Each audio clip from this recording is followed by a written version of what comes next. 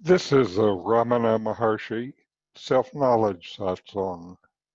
The focus is on self-knowledge, since self-knowledge is what brings self-realization, the deep experiential knowledge of your own existence here and now. So know yourself and be always free and at peace.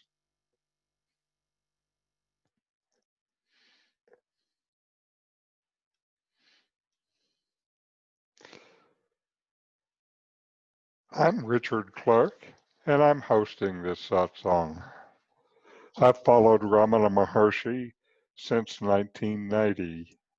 I took satsang for many years from one of the finest teachers of Ramana Maharshi, Nome of Sat in Santa Cruz, California.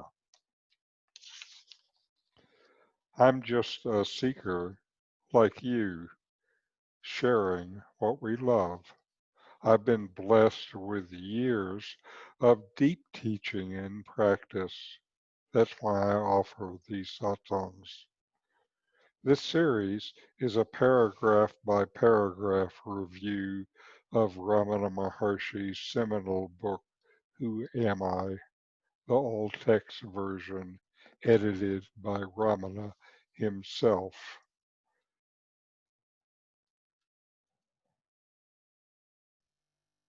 So now let's look at the text. We're on paragraph 13. It is only when the subtle mind is externalized through the activity of the intellect and the sense organs that the gross name and form constituting the world appear. When, on the other hand, the mind stays firmly in the heart, they recede and disappear. Restraint of the outgoing mind and its absorption in the heart is known as introversion. The release of mind and its emergence in the heart is known as objectiveness.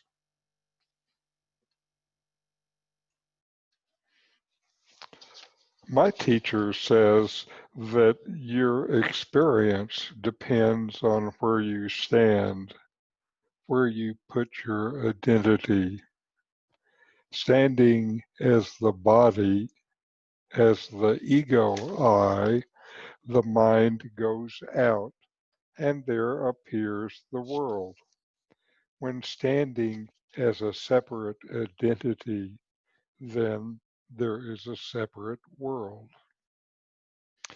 Standing as the self, the mind stays in the heart, the center of being consciousness, and the separate world with its name and form is no longer the experience.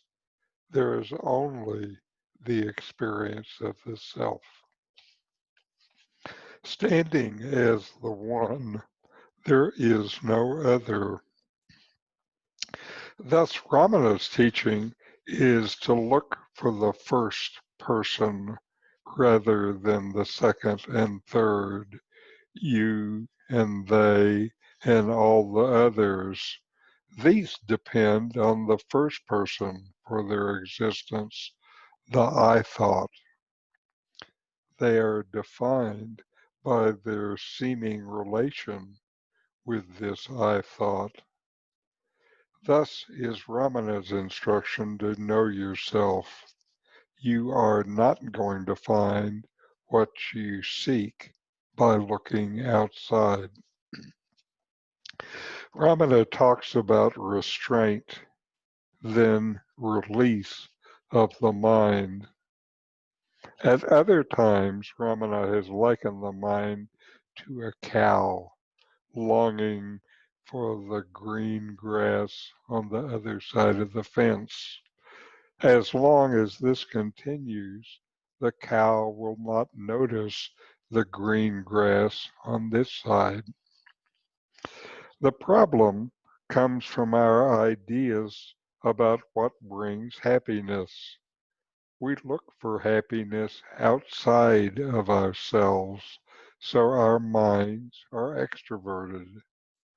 When we know deep within that the source of happiness is within, then the mind becomes introverted. It is restrained naturally. The mind always is seeking what brings happiness. When it knows that it can only find lasting happiness within, it stops looking elsewhere. Now to our videos for the week. First is Swami Sarvapryananda. This dynamic young Swami is head of the New York Vedanta Society, and here his talk is the beginning of a longer talk, Worlds of Our Imagination. Om Asato Ma Sadgamaya Tamaso Ma Jyotirgamaya Mrityurma Amritam Gamaya Om Shanti Shanti Shanti. Good morning, everybody. And it's wonderful to be back in sunny California. It's hot in New York, and in summer the center is closed. So in the summer, traditionally the Swami travels. And they were joking in New York. The Swami is trying to beat the New York heat by going to California and Calcutta. And they were saying, that's the way to do it, Swami. Words of our imagination. I was looking for a quote to suit this subject, and I found an incredible quote from none other than G.K. Chesterton. He says, how much happier you would be, how much more there would be of you if the hammer of some higher God were to smash your little cosmos. The hammer of a higher God would smash our little cosmos. This is what I call worlds of our imagination. What am I going to talk about? There is actually an old text of non-dual Vedanta called Panchadashi, which means 15 chapters on non-dual Vedanta. In the 4th chapter, it talks about the creation of God and our creation, Ishvara Srishti and Jiva Srishti, the duality projected by God and the duality projected by us, Ishvara duality and Jiva duality. And then it's a remarkable chapter which goes on to analyze that it's the duality projected by us, it's our creation, what we superimpose upon God's creation, that causes trouble, that gets us into trouble. It's the words of our imagination that is samsara. Samsara, the chapter says samsara is not out there. What you see and hear and smell and touch is not samsara. I remember one Swami in the Himalayas saying that the creation of God never hurt anybody. It seems to be contrary. Of course, the creation of God hurts us. And isn't there disease and death and so many problems in the natural world, quite apart from what we human beings create. But there are a lot of problems, a lot of suffering in the natural world. But he says with great emphasis, in Hindi he said it, Ishwar ki srishti kabhi dukh nahi deti hai bhala. The creation of Ishvara, the duality projected by Ishvara, never gives suffering to anybody. It's our own imagination that has got us into trouble. What is that, and how does it work, and what can we do about it? That's the theme of today's talk. The way it has been presented in the 4th chapter of the Panchadashi is that Advaita Jnana, the knowledge of non-duality, actually removes not Ishvara's duality, but the world projected by us. It removes that and gives us freedom. It's worth repeating. Enlightenment. What does enlightenment do? Enlightenment doesn't make the universe disappear in a poof, like a puff of smoke. No. You live in this world, I live in this world, and an enlightened person, Ramakrishna or Ramana Maharshi or Krishna or Christ, they lived in this world. This world did not disappear because they were enlightened. So clearly, enlightenment doesn't make the world disappear. But then what does it do? What does it do? How does it set us free from the suffering we have in this world? All right, this is how it goes. First of all, this creation, universe, Vedanta has a unique take on it. All the religions of the world, or at least most of them, the theistic religions, say that God created the universe. In Vedantic terms, Ishvara. Ishvara means God. God created the universe. In Vedanta, it's not God alone. It's a joint production between God and guess who? You. What a remarkable claim, that the universe is a creation of God and you. Now you would react to that by saying, I don't remember having been consulted by God or anybody else. Who asked me? I didn't design my life, I didn't fill out the forms, I didn't check the boxes. So how do I know that God created this universe with me? It works like this. Ishvara in Vedanta is none other than the ultimate reality, the non-dual Brahman that Vedanta talks about. And we too are that non-dual reality. That non-dual reality, Brahman, with the power of Maya is called Ishvara in Vedanta. Brahman plus Maya is Ishvara. Maya is the power which makes non-dual reality, makes it God. And this non-dual reality has the power to project this universe. Names and forms, people and plants and stars and quasars and quarks. All of this is projected by Ishvara with the power of Maya. This is the Vedantic idea. But what's interesting is the role that we play. What do we do? Ishvara does not project this universe arbitrarily. There is a method, I'm tempted to say a method in madness. There's a method behind it. It's not arbitrary. We get the universe, we get the life we deserve. It's our past karma, good and bad, which produces the life we deserve. We don't produce it ourselves. Ishvara does that with us. It does that for us. But according to our karma. So our collective karma of all the jivas, all the individuals, not just human beings, our collective karma results in the world we live in. That's the Vedantic idea. This is how God and us, Ishvara and Jiva, Jiva is the individual, you or I, Ishvara and Jiva project this universe together. Ishvara does all the heavy lifting, all the hard work, but according to what we need and what we deserve. Not as a punishment, not even as a reward, as a learning tool.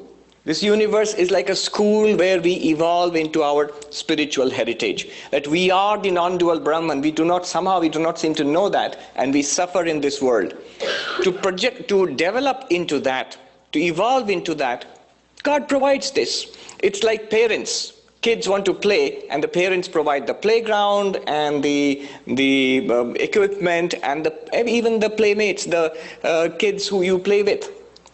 So in that way, this is all set out before us. This is the idea in Vedanta. Now, the way it is so designed is, we react to God's creation in different ways. Where does our samsara come in? First is, we have forgotten. One effect of Maya, one effect is to create this universe, but another effect of Maya in Vedanta, it veils. It veils the reality from us. The reality is that there is one existence, consciousness, bliss right here, right now. We do not recognize that. We do not know that. We do not feel it. It veils the reality from our vision, and then what happens? We, none other than that same Brahman, we, having forgotten our Brahman nature, find ourselves as a body-mind, as this individual, made of the elements. The ancients talked about the sky, the earth, and fire, and water, and air. And the body made of these 5 elements, this is before us in our awareness, and we get identified with it. This is who I am. And if somebody points out, what's this? I'll say, this is me. Who are you? I am this. And what is this? This is me. This intense identification. And then when we take our stand in this body, in this mind, and look out upon God's creation, then what happens is, some things seem nice to us. The air-conditioned room seems nice to us. The hot sun outside does not seem nice to us. For consciousness, hot or cold does not make a difference. But if you are embodied in a body, it makes a big difference. A few degrees temperature here and there, and life would be unsustainable on Earth. The global warming and all that. So, when you are set in this body, certain things seem pleasant. Nice food seems pleasant. Stale food seems unpleasant. It's because we are set in this body and identified with the mind. People who are nice to you, it seems nice. We feel good about it. People who criticize you, say nasty things about you, we immediately have an unpleasant reaction. So set in this body and mind, we have multiple reactions. The author, Vidyaranya, he gives the example of a gem, but it was 700 years ago in India. So you would give gifts of gems maybe to people. Nowadays you give gifts of gadgets, iPhone. Let's take an iPhone example. Instead of, I'm nothing against Android, by the way. Let's take that example.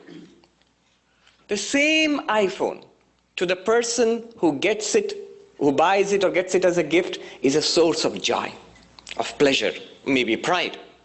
And to the person who did not get it or buy it, is a source of envy or irritation or disappointment.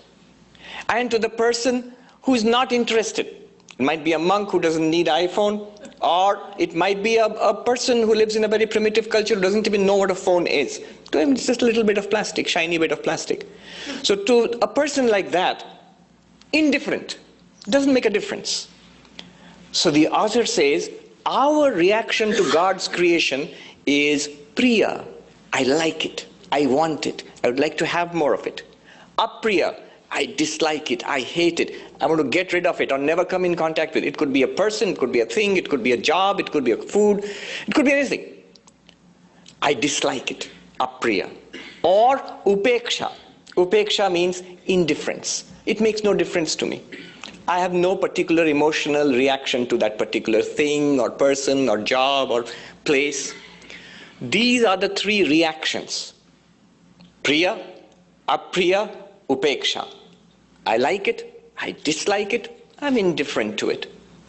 And all 3 are fundamentally misguided. You know why? Because if it is true that everything is Brahman, why would one particular appearance of Brahman be beloved to you? Why would one particular appearance of Brahman be unpleasant for you? Or why would you be indifferent to another appearance of Brahman if you knew that all of them are in reality Brahman? Are you with me? That from a non-dualistic point of view, I like this, I don't like this, I'm indifferent to a third thing, all of it is misguided because we do not see the non-dual reality behind all of them. Note how saints and sages of different cultures and religions had this, what is unfortunately translated into English as same-sightedness, sounds like an ocular defect. Samadrishti. Friend and a foe and a person whom that person does not know, all are equally beloved to the saint. The saint does not particularly like anybody, particularly dislike anybody. Anybody who particularly dislikes another person is not a saint, not a spiritual person. So, how can they do that? Some persons are nice, some persons are obnoxious, some persons are indifferent. Then how can you have the same reaction to everybody? Because the saint sees through. The saint does not stop at the skin, does not even stop at the behavior, does not even stop at our language, sees through and sees a spiritual reality, a divine reality within all of us, which we miss. We don't see that. We have a reaction of priya, apriya, upeksha. Another example he gives is something that's familiar to all of us. The author says, imagine a lady in a family. She is a daughter to somebody, she is a wife to her husband, she is a mother to her child, she is a sister-in-law, she is a sister, and so on. She is a colleague in her place of work, and so on. And to many others, she's a stranger, they don't know her at all. The same person, he gives an example of the same person who evokes completely different reactions in different people. These reactions belong to the worlds of our imagination, what Chesterton calls your little cosmos. Your little cosmos. And now, the next step the author takes is, this is the source of our trouble. It's not the sky or the earth or the fire or the water created by Ishvara. What is created by us, the layer we throw upon God's creation, that is the source of our trouble. And he goes about proving it in a remarkable way. He says, consider this example. Nowadays philosophers call them mind experiments or thought experiments. But it's interesting that 700 years ago this philosopher says, consider this example. It's a nasty little example, but let's consider it. He says, imagine there's a person whose son lives in a far land, in a distant land. And remember, this is way before internet and telephones, and 700 years ago in India, distant land. And a liar comes and tells this gentleman, your son is dead. Whereas the son is actually not dead. Immediately this person suffers agonies. So much suffering, so much misery, so much sadness and grief for something that's entirely in his mind. It's not reflected in God's creation. In God's creation, the boy is fine. It's doing very well. It's just that news. It's often that a news comes, somebody puts in some data, something into our mind, and we go into anxiety and uneasiness and misery. Whereas that might actually not be reflected in truth in God's creation. What is happening in God's creation is different, and what's happening in our minds is different. And then he gives the other example, the counter example. Imagine that poor gentleman, his son is actually dead, but nobody tells him. The other case, the person's son is dead, but nobody has told him, news has not come. He's happy. Makes no difference to him, he is happy. Something that has happened in God's creation has no impact on this person because it's not there in his mental world. I've seen this sometimes with people who are delusional or deeply depressive. When you deal with such persons, you see there's nothing really wrong in the world outside. But from their perspective, it's terrible. William Styron, who wrote Sophie's Choice, a very deeply depressive book, if you read that. If you've not read it, don't read it. It's guaranteed to make you feel bad. I wondered what kind of person could have written this. He was a brilliant author. Then I researched him, Googled him today, would say, and found out that he suffered from deep depression in those days when good medicine was not available to him. And then he wrote an essay, a long essay. What's it like to be in deep depression? It's called Memoirs of Madness, William Styron. And it makes very interesting reading because he suffered from it himself and he's a talented author. He could really put it into words. You can actually put yourself in the place of such a person and feel, empathize. But then he says, at one time I was so miserable, I decided to kill myself. And luckily his suicide attempt failed and they medicated him and all that, and finally he recovered. And then the interesting thing is, when I look back upon that attempt, I'm amazed because there was nothing wrong. I felt so terribly bad, miserable. I couldn't just go on living. Death seemed to be the only option. And yet today, after some time, I saw there is no problem. There was no problem at all. There was nothing wrong with the world. So it's in the case of some severely disturbed persons, people who are suffering. But the teacher tells us we are all in the same category. We are all in the same boat. Nobody is making us suffer except ourselves.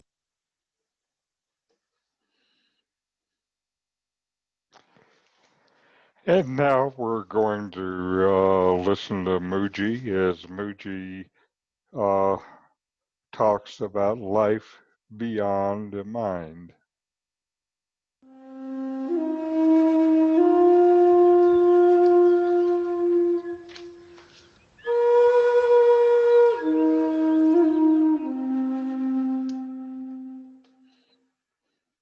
Where have you come to in your search for truth? Where have you come to in your inquiry, in your sadhana? What have you actually discovered? You know, not how much you can talk about it, or just really what have you learned? It's just that.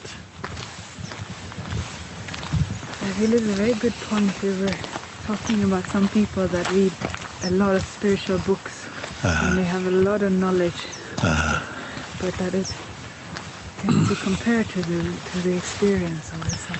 It is a very it's a very seductive thing, you know, that the mind takes on the mode of learning, like learning and learning and learning, but it's really to help the person rather than to transcend the person.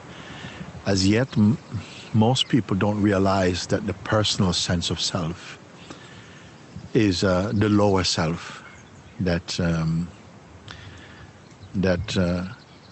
can be and ought to be transcended in order to come to the fullness of what we truly are, you see.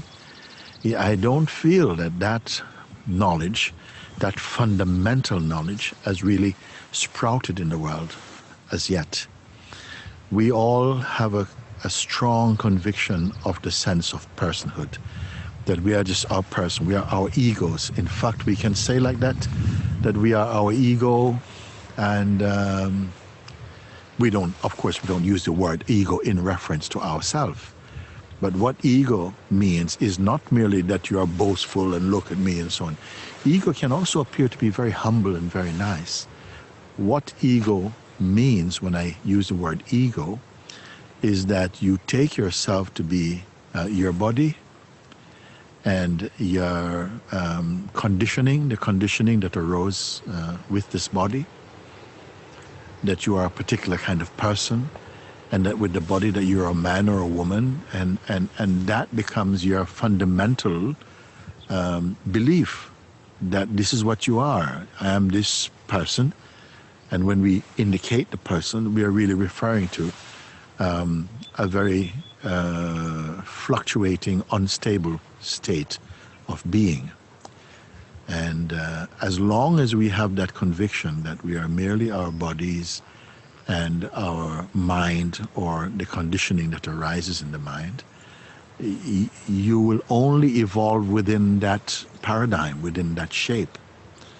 But I want you to know that there are beings in the world who have transcended, who has gone beyond the limitations of personhood. And I'd like you to know that that is actually the real opportunity and and possibility of having a human body. That here the consciousness is sufficiently capable of transcending the stage or the state of personhood, and to return and to live inside its source, which is pure awareness. And if that has not been introduced to you, of that possibility, then it is being introduced to you now. In the true state, which we call awakening to our true nature. You may hear other terms like self-realization or liberation or so on. It actually means that, because as long as we are living in the limited state of personhood,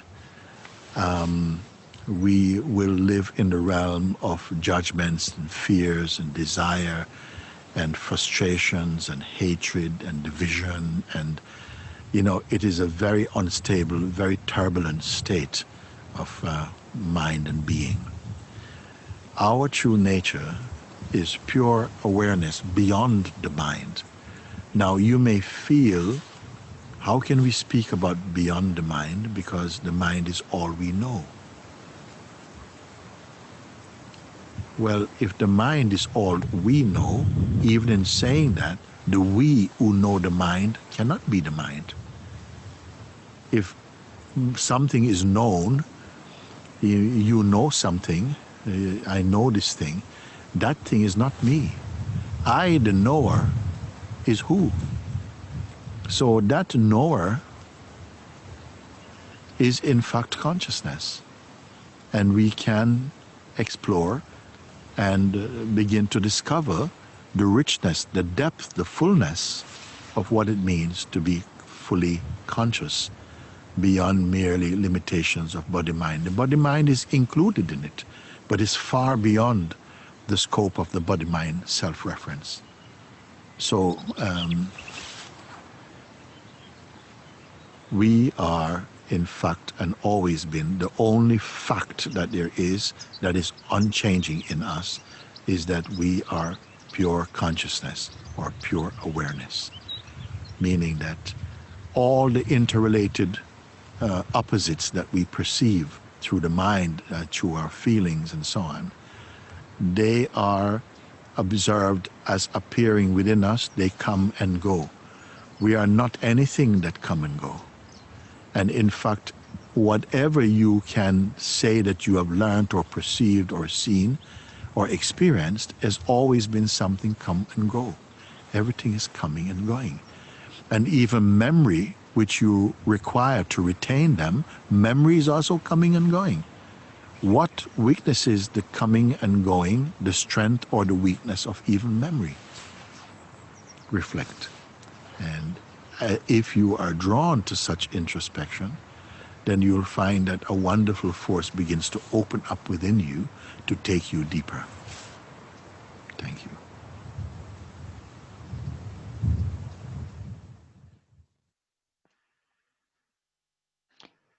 And the third video is from Nome. Nome was my teacher. Meditate along with him. He wants you to experience what he's talking about. Experience it, not just think about it. Now Nome will talk about the meaning of within.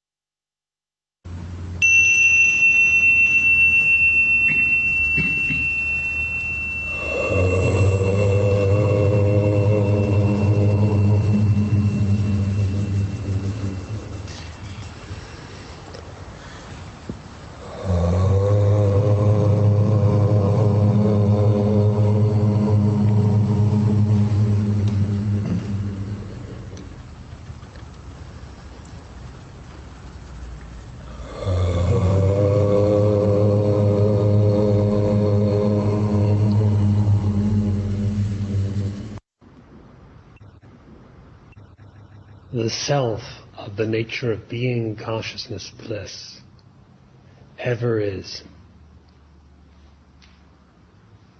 It is unalterable, knowing no condition, state, or any kind of change whatsoever.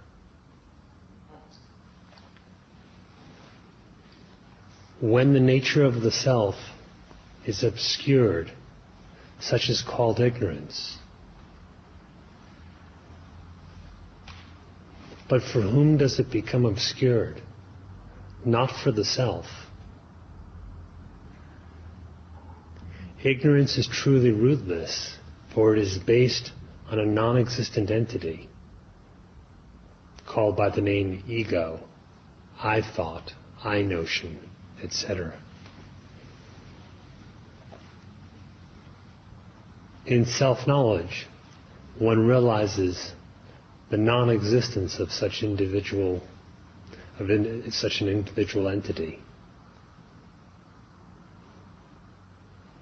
So that with self-knowledge, there is liberation from all of the imagination that is born out of unreal differentiation. Without self-knowledge, there is no such liberation, and there is the appearance of bondage. With self-knowledge, liberation is realized as the innate, the natural state, and there's not a trace of bondage. For self-knowledge, the spiritual instruction given by the Maharshi is to inquire within. Within certainly does not signify within the body, nor within the mind, for these are things that are objective to us in our experience. Within signifies that which is utterly non-objective. What is non-objective is unformed and unborn. Everything that is needed for self-realization, or liberation as we call it, is within. Where else is the Maharshi but within? But within is not confined within a body or a mind, and certainly not within an individual. Where is he but within? Where else is grace but within? Where else is the place of spiritual instruction but within? Where else is the place of true practice, the inquiry to know the self, except within? And of course, where is realization but within? To know the meaning of within is supremely important. It amounts to knowing the nature of your own existence.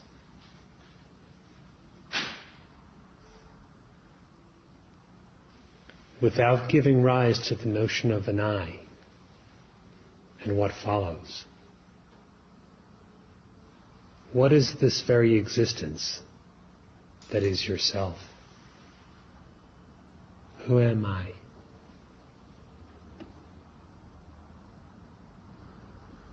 The self which is within is not in time.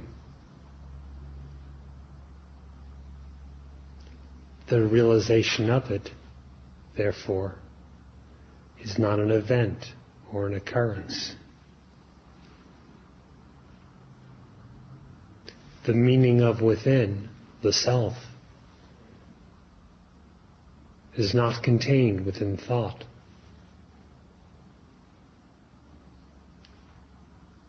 Self-realization, therefore, is not a state of mind.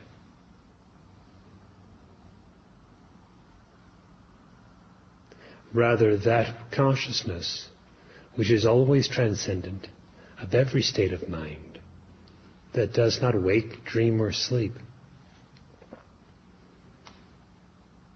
that consciousness is the self, and is the place, if we can call it, of realization.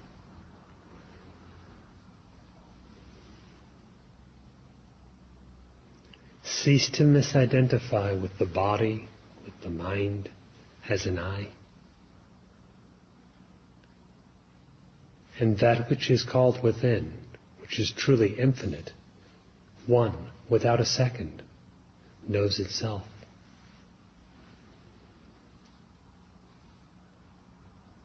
The knowledge is not its possession.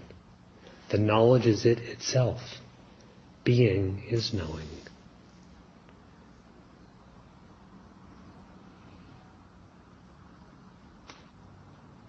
Inquire within.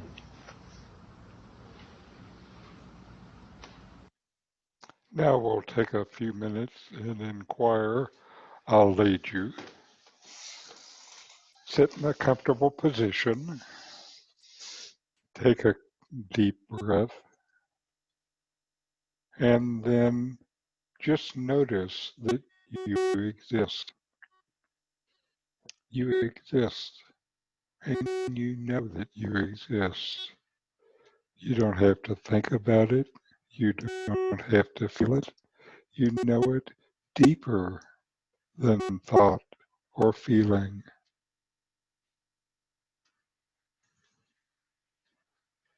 And now inquire, investigate within yourself, and notice your own stand. Where do you put your identity? Is it as a body, a mind, a man or a woman, a job, a parent, a member of a family, as a person in relation with another person? Who are you if you are none of these?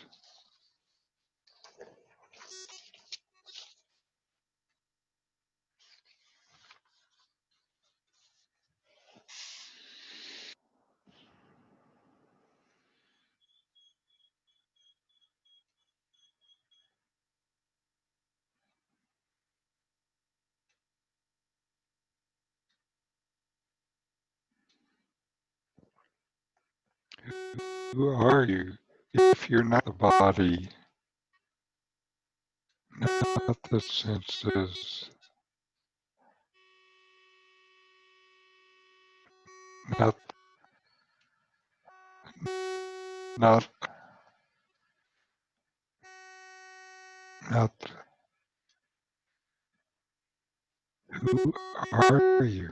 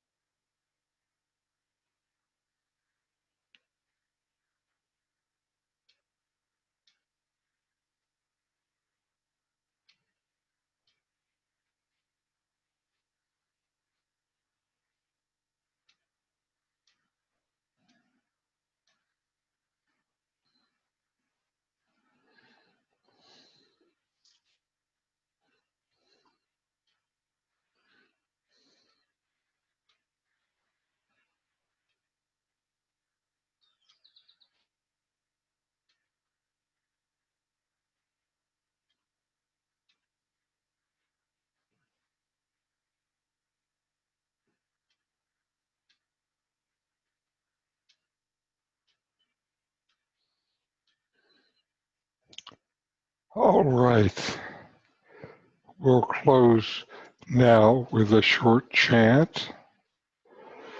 Om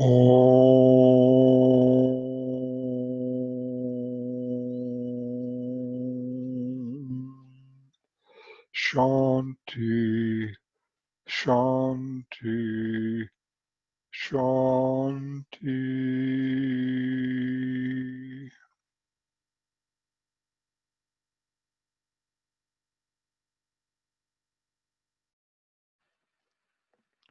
If this satsang was of interest to you, I have more resources, a free book site, a YouTube site, and my blog, The URLs will be on the screen next. There will be more of these satsangs in the coming weeks as we continue with this series based on the Ramana book, Who Am I?